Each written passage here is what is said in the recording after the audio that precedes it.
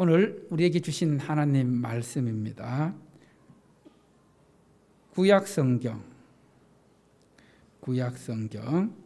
에스라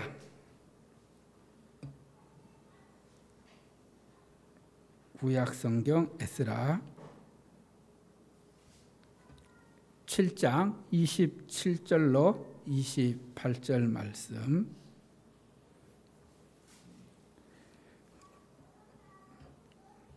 구약성경 에스라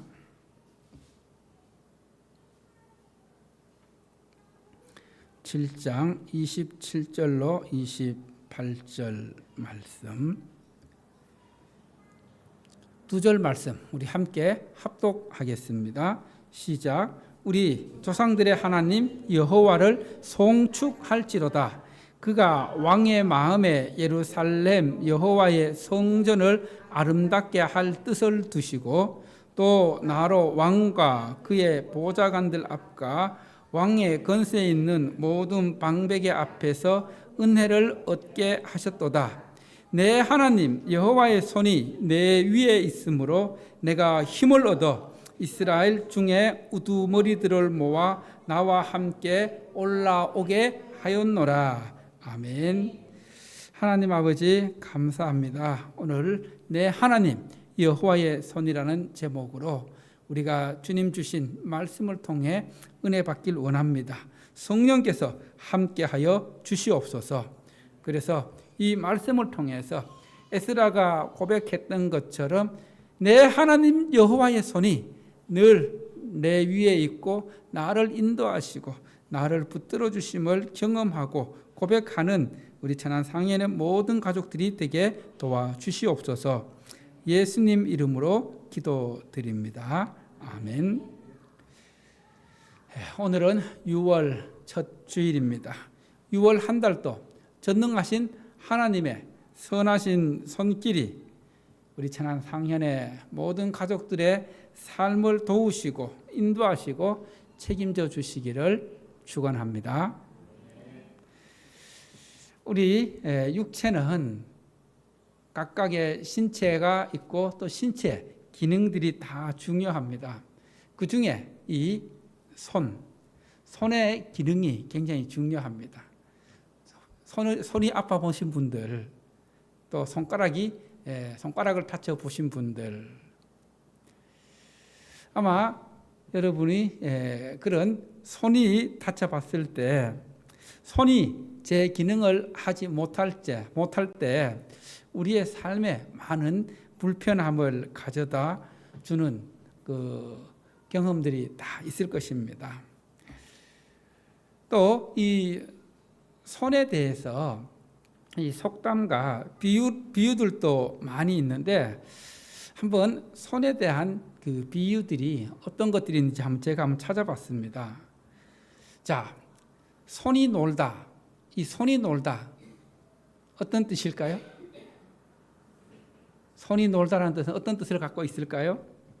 바로 이 손이 놀다라는 말은 일이 없어서 놀고 있는 상황을 가리킬 때 손이 놀다. 또 그러면 손에 있다는 어떨 때 쓰는 말일까요? 일이 손에 익숙해서 그럴 때 쓰는 말입니다. 그리고 손바닥으로 하늘을 가리랴. 이것은 어떤 의미일까요? 잘못된 행동들을 아무리 가리려 해도 결국은 드러나게 된다는 말입니다. 그리고 또 언손불기는 어떨 때 쓸까요? 부질 없는, 아무 소용없는 그런 행동을 할 때, 여러분 손이 얼었는데 그걸 불어봤자 아무 소용이 없다는 거죠. 또 우리가 잘 알고 있는 손을 보다, 이 사람 손 좀 봐야 되겠네. 손을 보다. 이 손을 보다는 말은 두 가지 경우로 쓸 수 있습니다. 그 물체에 대해 쓰일 때하고 사람에 대해 쓰일 때가 다른데, 물건에 대해 쓰일 때는 손을 보다는 어떤 뜻이에요? 고장난 것을 고치고 수선할 때 손보다 이렇게 쓰고, 그리고 사람에게 쓰일 때는 그 사람의 행동에 대해서 경각심을 주기 위해서, 좀 경고하기 위해서 너 손 좀 봐야 되겠다, 이런 의미로 쓰이게 됩니다. 성경에도 가만히 보면은 그 말씀을 통해 하나님의 손, 여호와의 손이란 표현이 가끔 나오고 있는데, 성경에 기록된 하나님의 손은 하나님의 능력과 하나님의 권세를 의미하고 있습니다. 하나님의 능력을 나타냈을 때 이 하나님의 손, 여호와의 손이라고 이야기하고, 또 구원의 손, 그리고 또 하나님의 손은 성경에서 또 많이 사용되는 경우가 도움의 손, 돕는 손길, 도움의 손. 그래서 이 구원의 손을 통해서 전능하신 하나님의 능력을 보여주고 있고, 그리고 또 도움의 손을 통해서도 하나님의 능력을 보여주고 있습니다. 여러분, 하나님은 하나님께 도움을 구하는 자들에게 도움의 손길을 펴서서 도와주시고, 그리고 또 힘을 주시고, 그리고 능력을 베풀어 주십니다. 그래서 성경에서는 이 하나님의 손은 우리를 구원하는 손이고, 우리를 돕는 손이고, 우리를 붙잡아 주시고, 우리에게 능력을 베풀어 주시는 그런 손길입니다. 우리가 지금 이제 그 하루 20분 성경 읽기, 이스라엘의 역사를 보면서 지나오고 있는데, 이스라엘 백성들의 포로 귀환, 포로 생활을 마치고 돌아오고, 또 돌아와서 성전을 재건하고 무너진 성벽을 건축하는 그 과정을 보여주는 에스라, 느헤미야, 거기에 이르고 있습니다. 이 성경에서 이스라엘 백성들이 하나님의 말씀을 지키지 않아서 멸망당하고 포로 생활을 하게 되고, 또 70년이 지난 후에 포로 생활을 마치고 돌아오는 그 과정을 통해서 우리에게 보여주시는 메시지, 우리에게 들려주시는 메시지가 무엇이냐 하면은, 따라합시다. 역사의 주인은 하나님이시다. 역사를 통치하시는, 따라서 역사를 통치하시는 만군의 여호와이시다. 왜 추워요? 끄세요.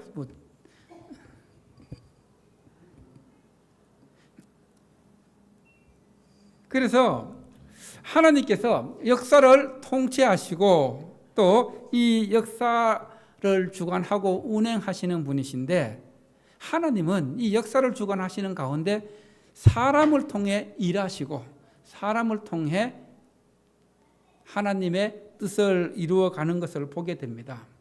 하나님께서 사람을 통해 일하시는데 또 하나님의 뜻을 보여주시기도 하는데, 여러분, 하나님께서 믿는 사람을 통해서 일하실까요? 아니면 믿지 않는 사람들을 통해서도 일하실까요?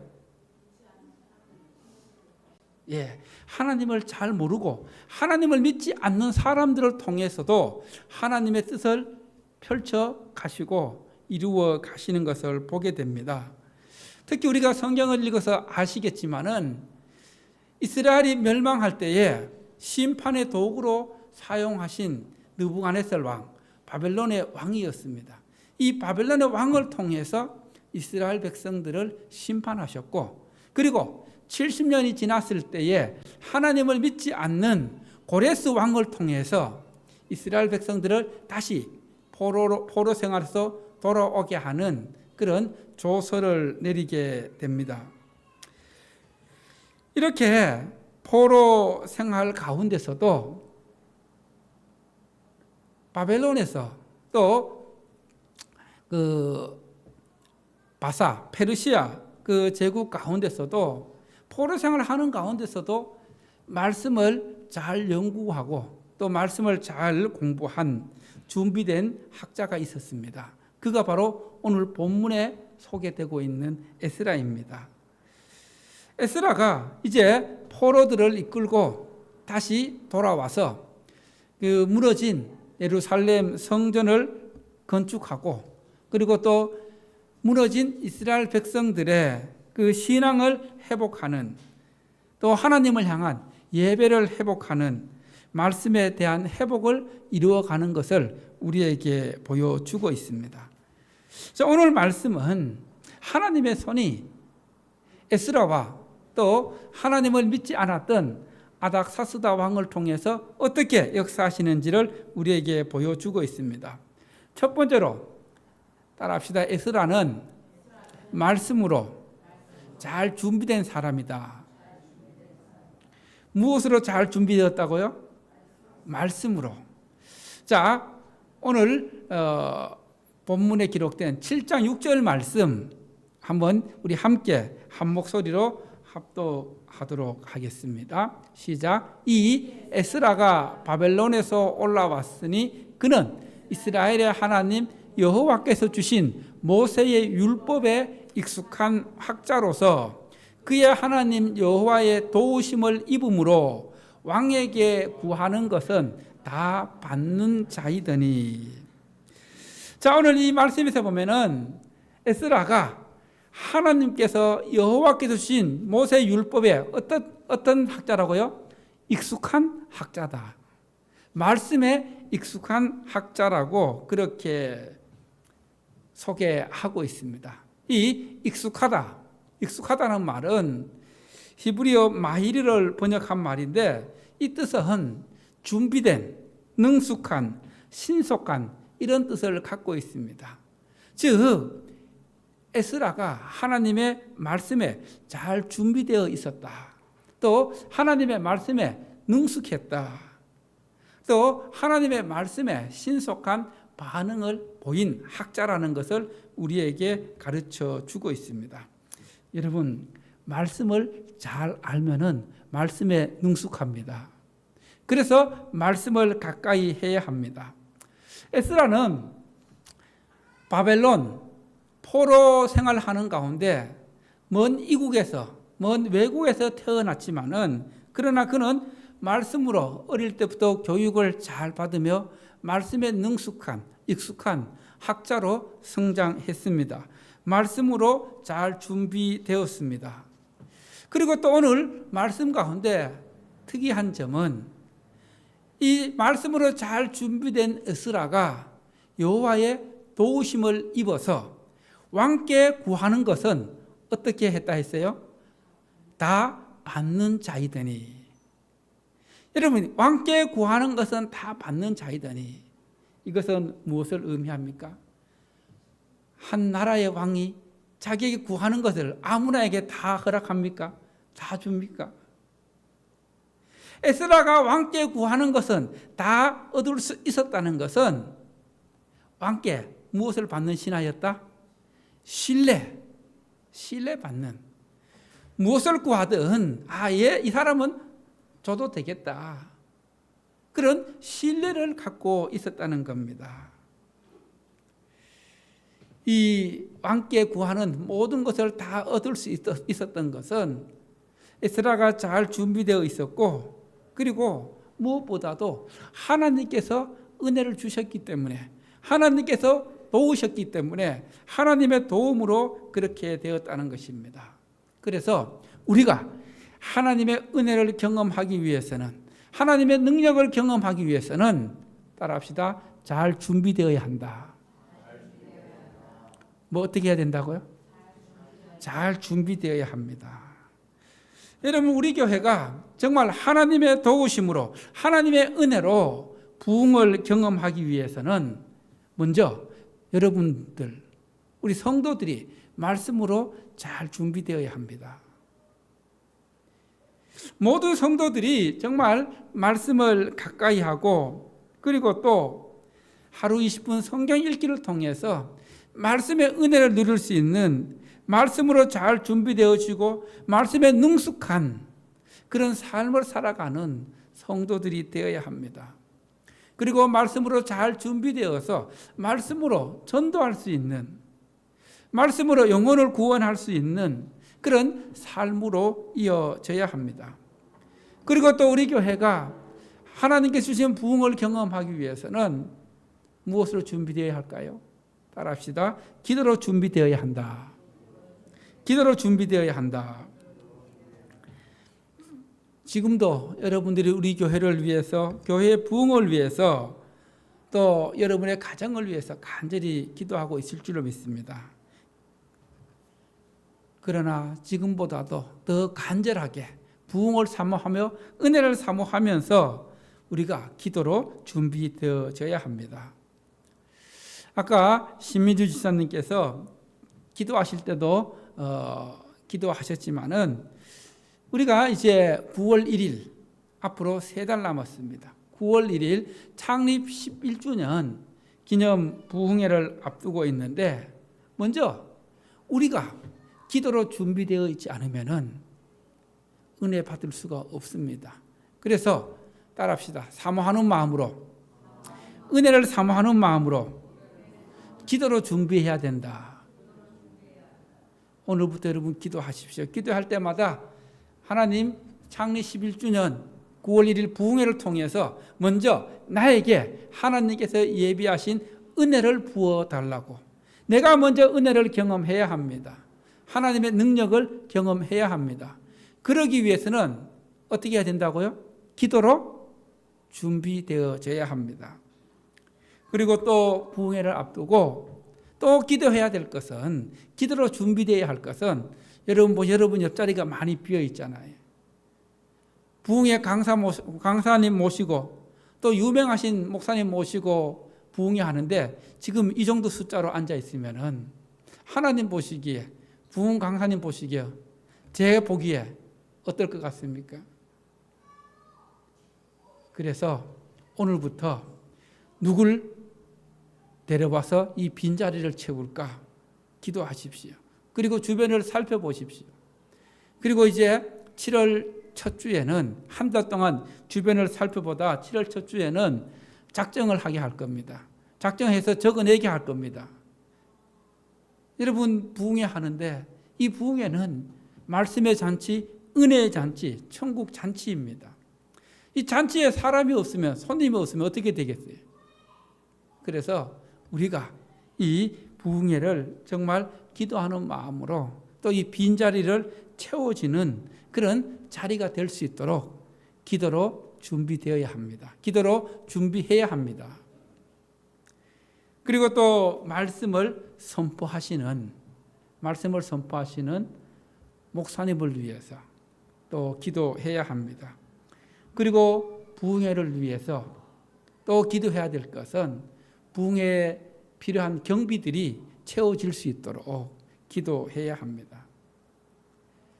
하나님께서 은혜를 베푸셔서 이 모든 것들이 잘 준비되어서 하나님께 영광이 되고, 또 우리 교회는 이 부흥회를 통해서 새롭게 그 힘을 얻고 부흥을 경험할 수 있는 그런 교회가 될 수 있기를 기도로 준비할 수 있기를 바랍니다.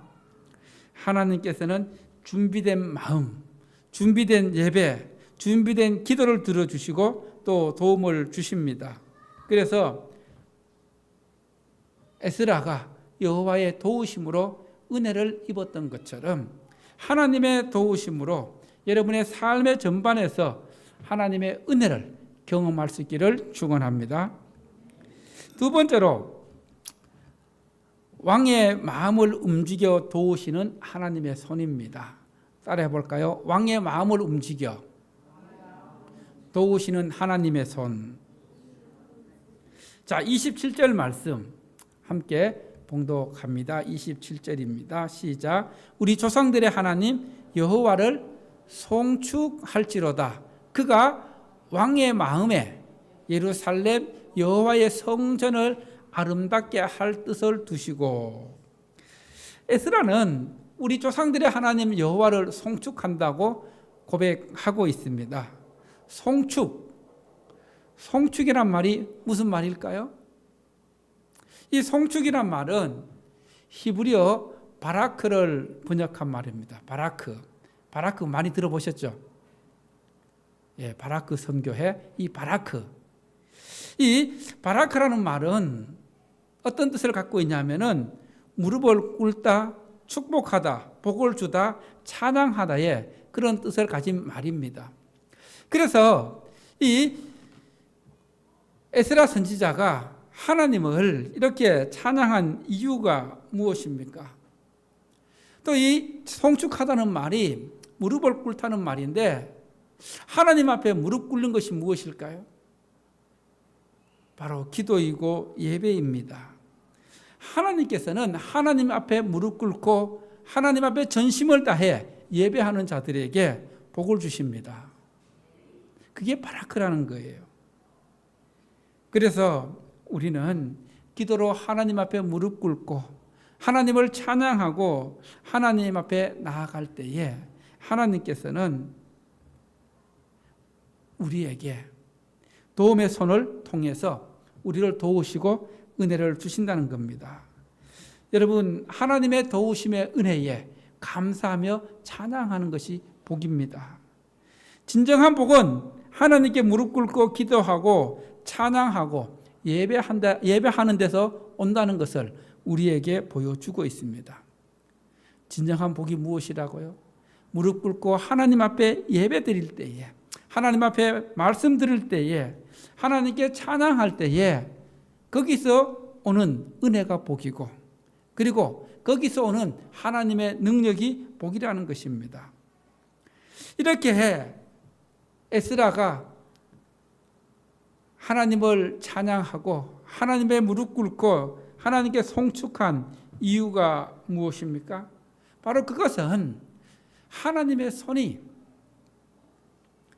하나님을 알지 못하는 아닥사스다 왕, 에스라 당시의 왕이었던 아삭사스다 왕을 통해서 역사하셨기 때문입니다.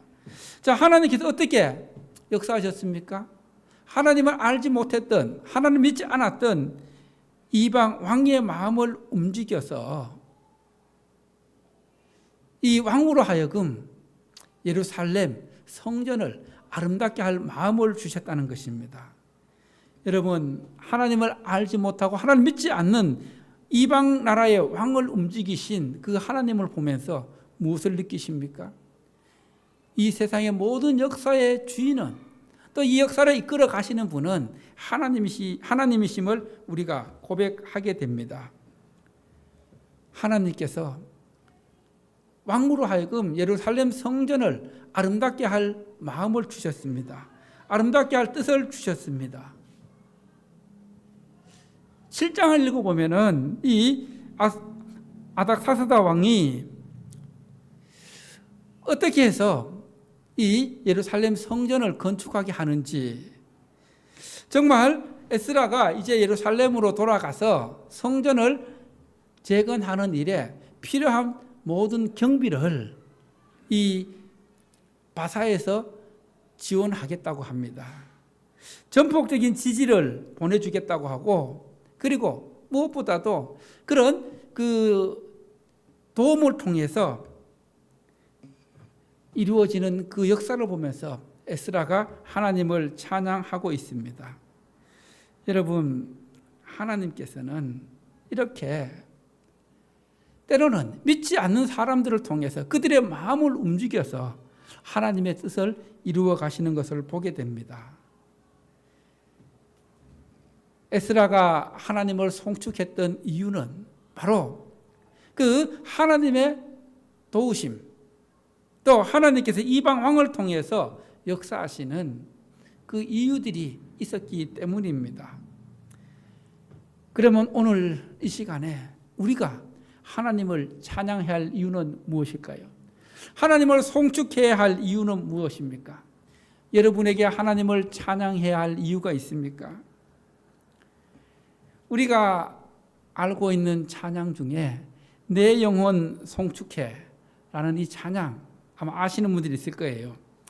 제가 언제 한번 설교 시간에도 말씀드렸는데 이 찬양의 원래 제목은 뭔지 아세요?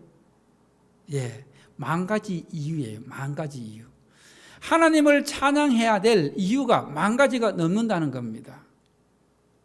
여러분은 하나님을 찬양해야 될 이유를 몇 가지 찾을 수 있을까요? 한번 찾아보세요. 내가 하나님을 찬양해야 되는 이유 만 가지 찾을 수 있을까요? 찾으면 만 가지라도 찾을 수 있을 겁니다. 그래서 그 만 가지 이유, 내 영혼 송축해, 그 가사를 보면은 송축해 내 영혼 내 영혼아, 거룩하신 이름 이전에 없었던 노래로 나 주님을 경배해. 해가 뜨는 새 아침 밝았네. 이제 다시 주님 찬양. 무슨 일이나 어떤 일이 내게 놓여도 저녁이 올 때 나는 노래해. 노하기를 더디하시는 주님, 그의 크신 사랑 넘치네. 주의 선하심 내가 노래하리. 만 가지 이유로 나 노래해. 곧 그날에 나의 힘 다하고 나의 삶의 여정 마칠 때 끝없는 찬양 드리리라. 수많은 세월 지나 영원히 송축해 내 영혼 내 영혼아, 거룩하신 이름 이전에 없었던 노래로 나 주님을 경배해.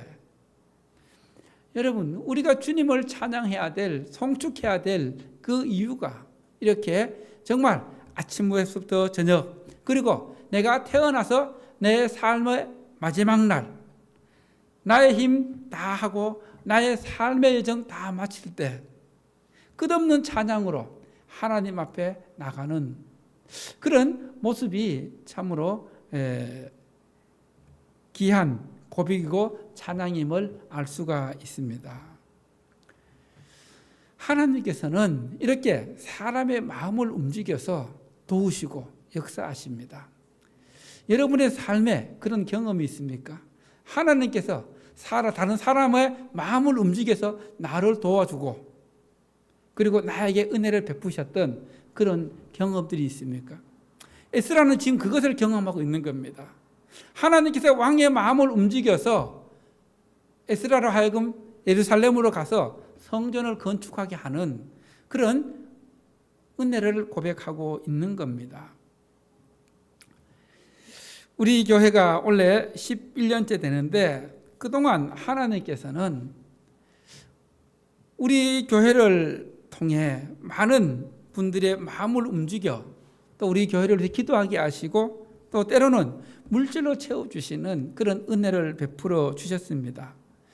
정말 생각지도 못했던 분들, 때로는 진짜 전혀 제가 이름도 모르고 이런 분들을 통해서 그분들의 마음을 통해서 역사하시는 그런 간증들이 많이 있음을 고백하게 됩니다. 여러분, 하나님은 우리의 마음을 움직이십니다. 여러분의 마음을 움직이십니다. 자, 그러면 중요한 것이 무엇이냐면 하나님께서 내 마음을 움직였을 때에 그 움직임에 나는 어떻게 해야 될까요? 그 움직임에 순종해야 합니다. 순종하는 것이 은혜입니다. 순종하는 건 복입니다. 하나님 주신 마음에, 하나님 주시는 감동에 순종할 때에 하나님께서 은혜를 부어주시고 그 순종할 때 기쁨을 주시고 또 감사를 넘치게 하십니다. 이렇게 하나님께서는 사람들의 마음을 움직여서 도우시고 채워주시고 은혜 베푸시는 분이십니다. 그분이 나의 하나님이고 여러분의 하나님이십니다. 할렐루야. 마지막으로 따라합시다. 힘을 얻게 하시는 하나님의 손. 에스라는 늘 하나님의 손이 자기 위에 있으므로 힘을 얻었다고 고백하고 있습니다.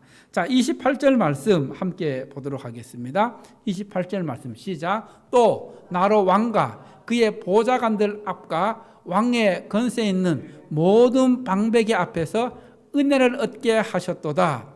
내 하나님 여호와의 손이 내 위에 있으므로 내가 힘을 얻어 이스라엘 중에 우두머리들을 모아 나와 함께 올라오게 하였노라.